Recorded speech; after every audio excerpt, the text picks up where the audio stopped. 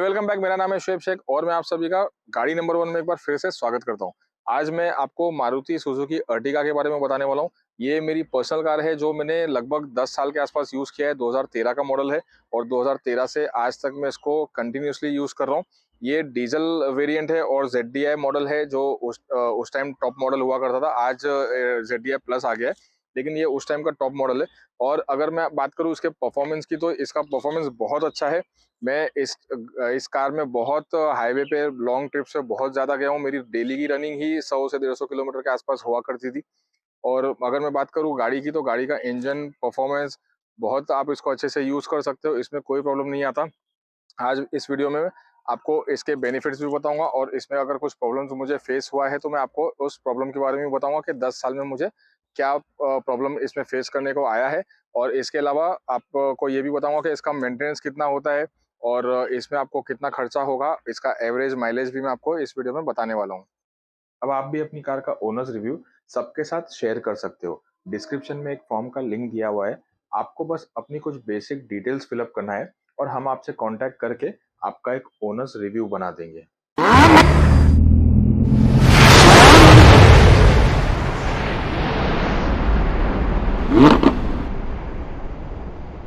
सबसे पहले मैं आपको बताता हूँ कि इसका माइलेज कितना आता है।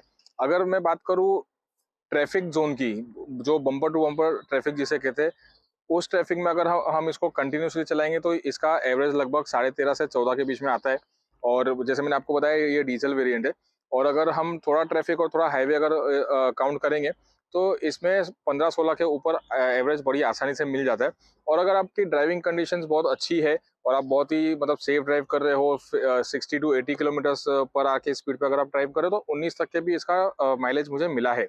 लेकिन इतना स्लो कोई चलाता नहीं है, तो हमारी तो आदत होती है फास्ट चलाने की। तो ऑन एन एवरेज आप इसको 14 से 15 का एक्चुअल माइलेज इसका आप काउंट कर सकते हो।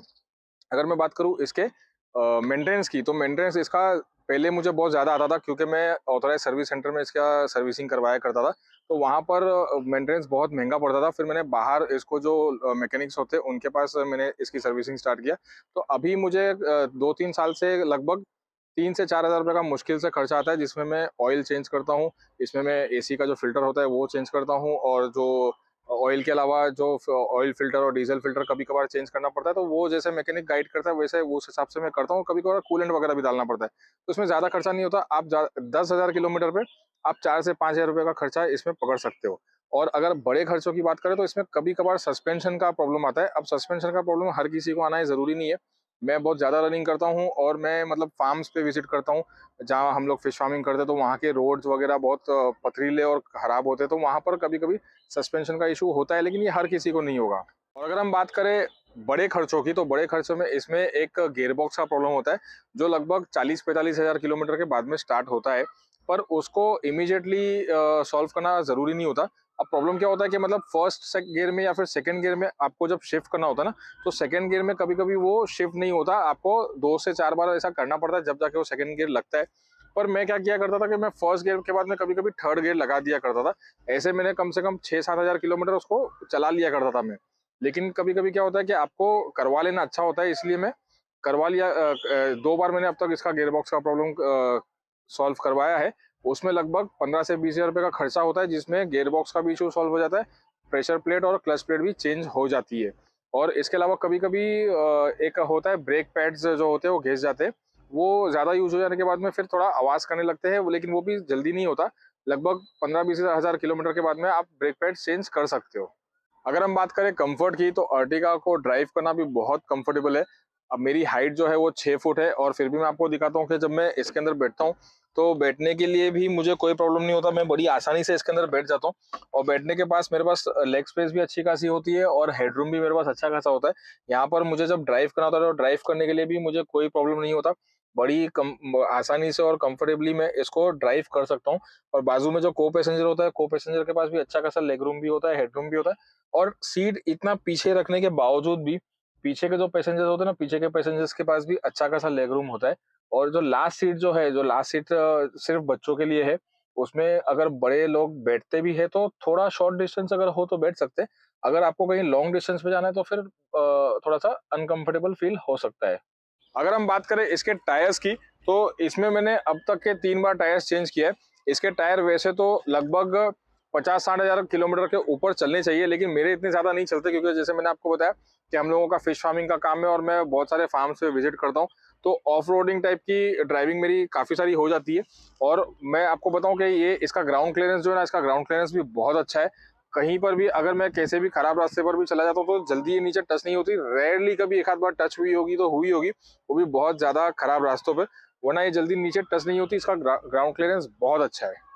अच्छा, अगर मैं बात करूँ अर्टिगा के लुक की, तो आप अगर देखोगे तो नॉर्मल जो अर्टिगा होती है उसमें इतना अच्छा लुक नहीं आता, लेकिन यहाँ पर थोड़ा ज़्यादा अच्छा बेटर लुक आता है, क्योंकि ये मैंने एक स्टिकर लगाया था। ये जो ग्राफिक्स है, ये ग्राफिक मैंने कंपनी से ही लगवाया था। लगभग उस टाइम पे मुझे 4,500 या 4,000 के आसपास कुछ पड़ा पड़ा था, ठीक से मुझे याद नहीं।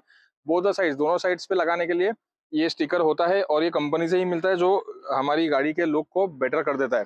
और इसके अलावा अगर आपको लुक को और बेटर करना है तो यहाँ पर ये मैंने एक स्पॉइलर भी लगाया था। स्पॉइलर लगाने से भी गाड़ी का जो लुक होता है वो और एनहांस हो जाता है।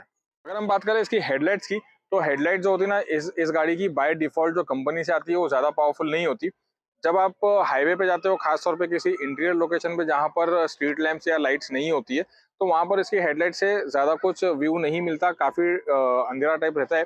तो यहाँ पर मैंने इसकी हेडलाइट को चेंज किया है और मैंने इसमें 90/100 के बल्ब लगाया है, जो एक्स्ट्रा लाइट्स देते हैं, जिसकी वजह से मैं कभी इंटीरियर लोकेशंस पे जाता हूँ तो वहाँ पर हेडलाइट्स की वजह से लाइट अच्छी मिलती है और व्यू भी काफ़ी अच्छा हो जाने की वजह से ड्राइविंग काफ़ी ईज़ी हो जाती है।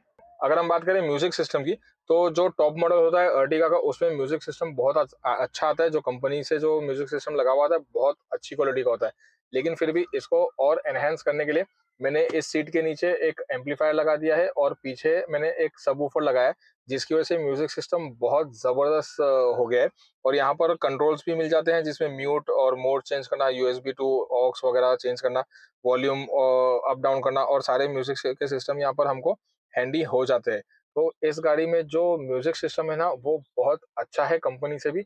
और अगर आप उसको और एनहांस करना चाहते हो तो एक एम्पलीफायर और एक सबवूफर, लगभग 10 से 15,000 रुपए और खर्चा करके म्यूज़िक सिस्टम बहुत ज़बरदस्त हो जाएगा। अगर हम बात करें tank full to tank full की, तो जब आप इसमें टैंक फुल करते हो तो इसमें आपको लगभग 525 की या फिर 550 के आसपास रेंज दिखाता है, लेकिन गाड़ी उतनी नहीं चलती क्योंकि ट्रैफिक भी काफ़ी होती है। तो ये आपको लगभग 475 किलोमीटर से 500 किलोमीटर के बीच में ये बड़ी आसानी से चल जाती है। अगर आपको ये वीडियो अच्छा लगा हो तो इसको लाइक ज़रूर करना और हमारे चैनल को सब्सक्राइब ज़रूर करना। आपके पास अगर एक अच्छी गाड़ी है और आप उसका रिव्यू देना चाहते हो, तो यहाँ पर जो व्हाट्सएप नंबर आ रहा है, आप इस पे हमें मैसेज कर सकते हो। हम आपका भी एक अच्छा सा वीडियो बना के डाल देंगे। Thank you.